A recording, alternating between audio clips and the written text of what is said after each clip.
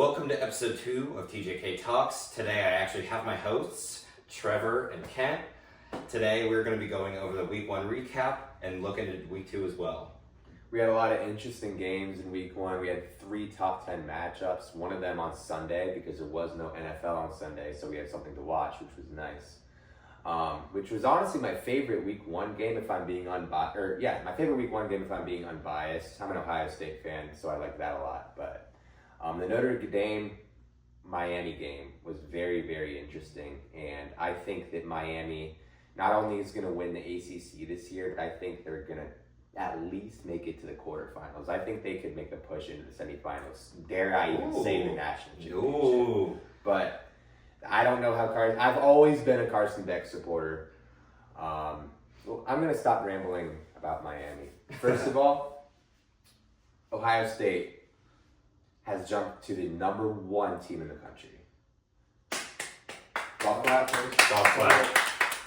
Number 1 team in the country. It's been a minute.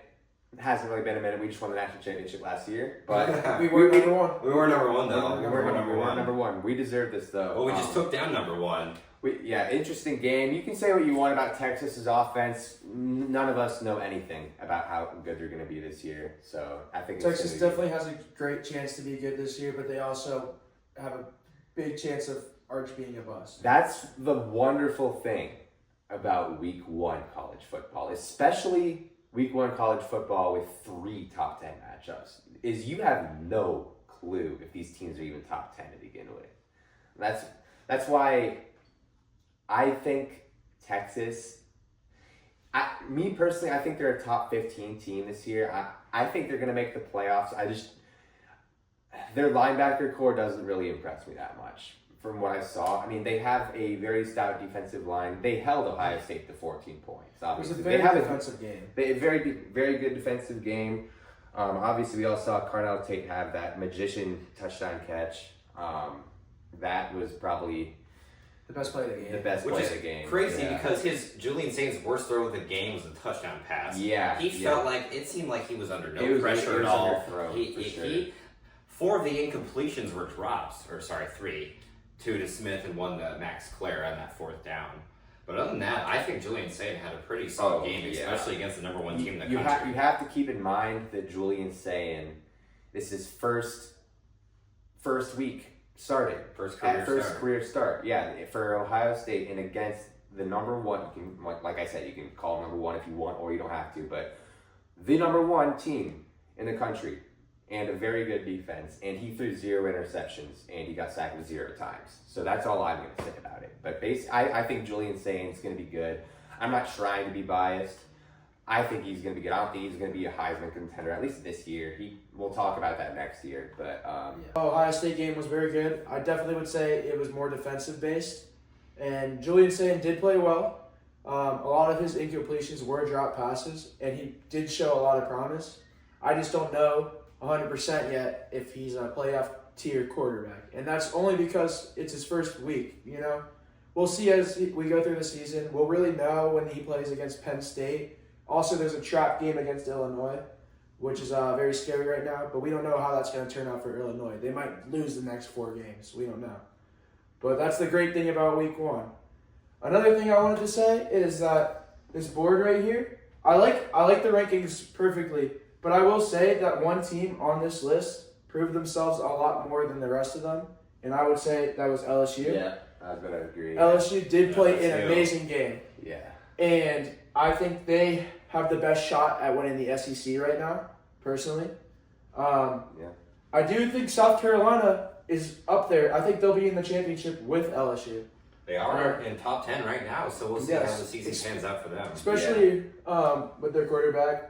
He's really, really fucking good. You know, Ohio State, we always claim to have the best offensive and defensive player in the country with Jeremiah Smith and Caleb Downs, but South Carolina can make that case also with Lenore Sellers and Dylan Stewart. Those are some freaks. And they could easily make an impact in any game against any team. Not even just quarterback, they're just freak athletes in general. Yeah. Like, Lenoris, he can scramble and truck a dude. He can truck a linebacker. Like, we saw that in the game against Virginia Tech. He's stiff Virginia on Tech, one. yes. Yeah, that was dirty. They held Virginia Tech to 11 points. I mean, that was some Yeah, It was an impressive week 1 win for South Carolina. that rivalry week matchup, Clemson, South Carolina, is going to be something else. That's something else I was saying.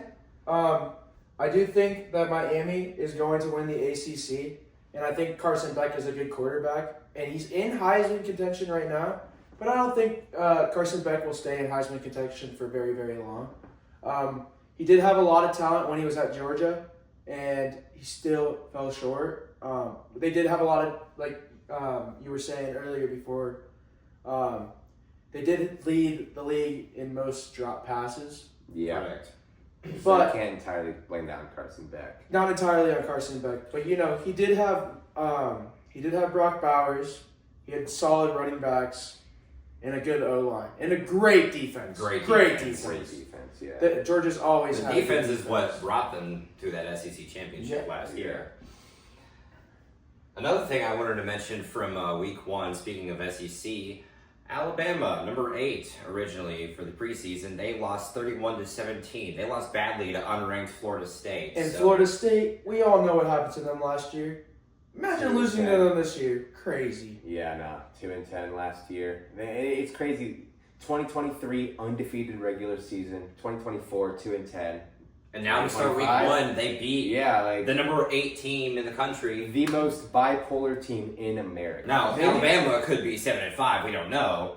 And Florida State, that could be their 1 win again, and they could go 1-11. It could be even worse this year. Who knows? That's what I love about week 1. Also, last year they had DJ, and he was a terrible quarterback. They got their new quarterback now, and he shows a lot of promise. That might have just been the problem, and if Florida State turns it around, I'm all here for it. Yeah, football is more fun, in my opinion, when Florida teams are good, like Florida State, Miami. Just more fun to watch, more entertaining, better for the environment. All right, this week we have another ranked versus ranked matchup, the only ranked versus ranked matchup this week. The number 18 Sooners hosting the number 15 Wolverines. And I think this is going to be a really good matchup because both defenses are very good. I do have some questions about Michigan's secondary and Oklahoma's linebackers, but I think all around it's going to be a clean defensive game. Bryce Underwood, true freshman. He has loads of potential, but I don't think he's going to go too crazy at a night SEC game. His first road game as a true freshman. Yeah. He's going to learn. First ranked game, too. First big game in general in college. I am very excited to see him versus John Mateer. Yeah, John Mateer is going to be a Heisman contender this year. And I do think, I'm trying not to let my bias show, but I do think Oklahoma is going to win. Not by a lot, though. And I think it's going to be a weird score. I think they're going to win by 6.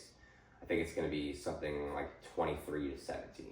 What was the Michigan score last week? And they played. They won 34-17 to New Mexico. Yeah, New Mexico. Yeah, but I mean, it wasn't. Honestly, for a ranked team against an unranked team, it wasn't a very impressive win in my opinion. And I think that Bryce Underwood, even though he's a true freshman, could have done better. He could have done better, but he played well for a true freshman. Yes. Very well. I feel like the Michigan team in general could have played better against them because they're top 20. They're number 15 right now. Yeah. They definitely should have won that game a little bit more. Just like this week we played Grambling State. If we don't score more than 40 points, I'm personally worried about our team. It will be very interesting this week to see Julian Sayin more in action. I expect a lot more out of the offense this week, especially against a shitty FCS school, which pisses me off, by the way. At least we have a MAC school, at least we play a year school OU. It annoys the ever-living hell out of me that we go from the number 1 team in the country to an FCS school. Yeah. That's just me. Well, no, it's not just me. At least make it another conference. It doesn't have to be a conference game. At least keep it in your division. Yeah. So I fully agree with Kent here. If you don't score at least 40 against Grambling State, then I will have some concerns for the offense this upcoming season. For sure. I will say it is a little disappointing that we have to play a bad team or an FCS team like Grambling State. But at the same time, we can treat it as like I wouldn't treat it as a bye week. Obviously, you have to win your game, but it's a good little cool down from playing top tier schools. Yeah, the last 5 games are all top 5 ranked opponents, and we won all of them. So if anything, OSU deserves a little reward. Yeah, this is going to be their little getaway party. This is going to be the game that gets Jeremiah Smith back into the spotlight. Just let the gas go and win by 50. If they don't win by that many, then I don't know. I might have some concerns, like Ken said. There's not too much to talk about that game, though. Another good, interesting game that we have, rivalry game in week 2. You gotta love it. Iowa and Iowa State. That's gonna be very. I always watch that game every single year. It's so fun to watch. I'm definitely taking Iowa State, though. Yeah, no, I'm taking Iowa State. Those Cyclones look scary. I'm taking Iowa State by 10. I think that it's going to be a close game up until the very end of the fourth quarter, and then Iowa State pulls away. I expect that to be a very defensive game. I would probably say 24-14 Iowa State. And Iowa State is playing at home, so like that's also going to be something that Iowa has to deal with, and Iowa State's already the better team. In case you guys forgot, they took down Kansas State week 1, and they were ranked ahead of them. Week 0. Oh yeah, week 0. They were already 2-0 this year, so they're looking quite scary. Yeah, no, that was a great week 0 game in my opinion. Dublin, Ireland. We all watched that game here. Yep, and another good rivalry game. It's not a rivalry anymore, but an old rivalry that's being renewed. The border war, the Kansas Jayhawks and the Missouri Tigers. Those two states border each other. Missouri used to be in the Big 12 conference, and that means that they used to play Kansas every single year. So they used to have a very heated rivalry before Missouri moved to the Southeastern Conference. And this is the first time that they've played, I think. Correct me if I'm wrong, but this is the first time that they've played since Missouri has moved to the SEC. So I think that there's going to be a lot of lost hate in this game. That returns, and it should be a good game. Like, this is not the normal Kansas football. Like, Kansas is a respectable team. Like, I do think that Missouri is going. Actually, I take that back. I think Kansas is going to win. I think that Kansas gets rid of the basketball school allegations, and they actually get a big win in football. I think this game is a big toss-up. I think it's going to be a very, very good game, and that's why every one of y'all should watch it. It's a rivalry game. It's going to be really interesting to watch. We both know that these teams aren't going to be in the playoffs, but it's still, we all watch college football. It's going to be a very interesting game. You got to tune into that. College football fans watch college football no matter what. Mm-hmm. There's one more, out of the 3 that we just mentioned, there's one more that not a lot of people are talking about, but I am going to be keeping my eyes on. Duke versus Illinois. Obviously, Illinois, they're number 11. They're very good. And they are going to probably win. But Duke is, I feel like, a very underrated team this year. I feel they won last week. Duke played Elon last week and beat them by a score of 47-15. Obviously, Elon is a FCS school, so kind of have to expect to beat them by at least 40 points if you're a top 11 team in the country. But you gotta love Illinois for that. Illinois hasn't been that solid in football for a decent while up until last year, so glad to have them back, representing the Big Ten. I got Illinois winning this one in a close one. I think it's going to be more higher scoring than the other games that we mentioned, though. I'm going to watch the Ohio University game. That is Ohio University, not Ohio State University. Ohio University versus West Virginia. And I think it's going to be a big game. Even though West Virginia is in a bigger conference and a bigger team, they are playing at Athens, Ohio, which is OU's home. It's rare that Power 4 team plays at a MAC school, so you gotta love games like this. It's gonna be a game to watch for sure. And from a personal standpoint of me being there a lot, OU college kids are very, very rowdy and can cause disruptions very easily. I'm sure it can be a loud crowd there down in Athens. Yep. Honestly, OU could make that a good game. They played good against Rutgers. They did lose, but they only had a 3-point loss, 34-31, and that was at Rutgers. So can't shame Big Ten school. Yeah, can't shame a MAC school for losing to the Big Ten school. especially keeping it close like that within 3. On this show, each week, us 3, are going to do our picks for our 3 players of each week who we think performed best out of any game that happened the following week. Okay? Sure. I think that last week, Nussmeier had a great game against Clemson. I definitely think he's on Heisman watch. I think he's probably going to be the best quarterback this year. I don't know for sure if he's going to win Heisman because, you got Jeremiah Smith up there. That's a little bit of bias for me. But Nussmeier was definitely a great player last week playing against a ranked team in the top 10. What do you think, Jake? Honestly, this is going to sound a little biased, but I think in my head, the best player from this week for me is Jermaine Matthews on Ohio State defense. He got an interception. He got a pass breakup that was almost an interception. It just hit the turf. And he was pretty locked down most of the game. Yeah, and other than like the garbage time touchdown, which was just a great catchy pass. It was a good separation at the last second. That's honestly who I would pick as my player of the week because he saved that game. He also kept he was part of the defense that kept Texas to 7 points, which is really impressive. What about you, Trevor? My most valuable player for last week was Carson Beck on the Miami Hurricanes. 20 for 31, 2 touchdowns, no interceptions, and let me see, an 84.9 QBR. Not that bad. I think that Carson Beck played, and obviously he did have that play with probably the best catch of the year, obviously so far. Refer to CJ Daniels. He did throw it kind of high. Yeah, as you can see, if he didn't make that spectacular catch, there was somebody that's right behind him that's about to intercept that. But very dangerous throw, but besides that, Carson balled out. If you're watching the first half of that game, you couldn't even catch him throwing an incompletion. Like, it was crazy. And then obviously, we all know how it works with quarterbacks. They can't throw darts the entire game, so he threw some incompletions in the second half. But my most valuable player for last week was Carson Beck, and this week, I think my most valuable player is going to be... This is going to be hard, but I think it's going to be Luke Altmaier of the Fighting Illini. I think that he is going to do very well against Duke's defense. Duke has a very flashy offense, but they don't have I don't want to say they have a bad defense because it's unfair to say that in week 1. They have a very unproven defense. They haven't really proven anything yet. So I think that there's a good chance that Luke Altmaier puts up some very considerable stats against Duke this week. Mm-hmm. And something, before we go on to me and Jake's MVPs for this week, I wanted to add on to this Carson Beck.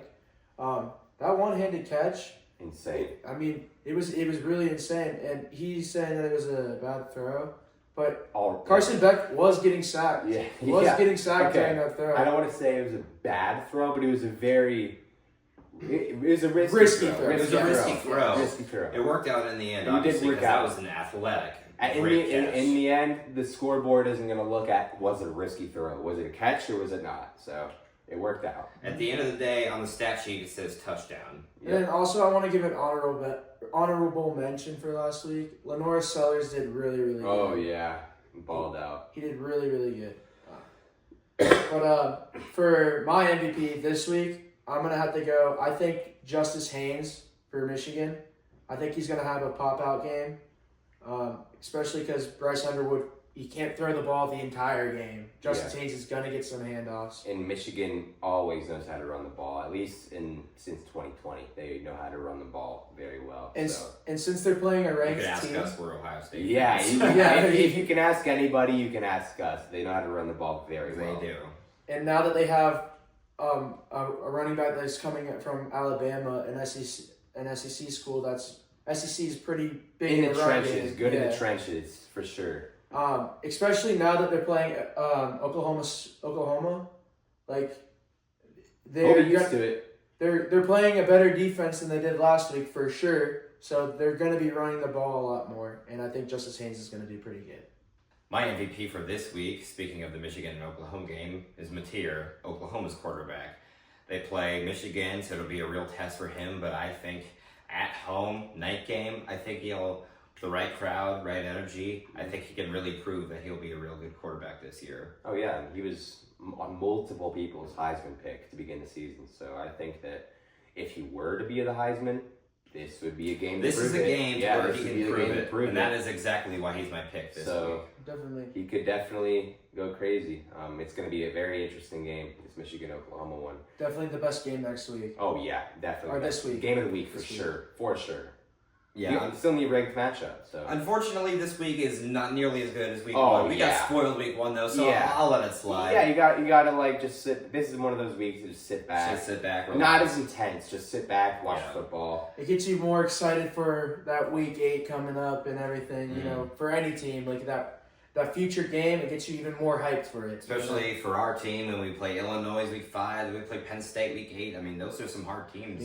Yeah. We hate Michigan so much because they're our last game of the season. It just builds up all year. All that tension, all that All hatred year. builds up. We got spoiled week 1, and we were so happy for it. Now we got to sit out, chill, watch the Grambling State game. Grambling State game.